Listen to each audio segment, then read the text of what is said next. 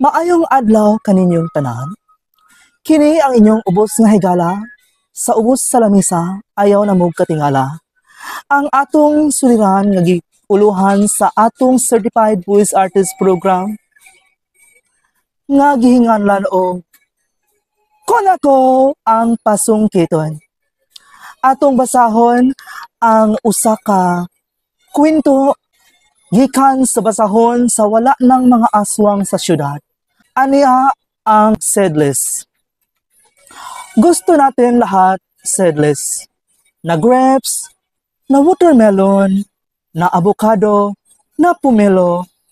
Kay natakot tayo. Baka magtubo sa tiyan, butasin na mga ugat ang ating katawan. Magkalatkat ang mga udlot, sipsipin ang sabaw ng laman. Kaya naging Diyos tayo kadali. Gihiwa natin ang mga mattress.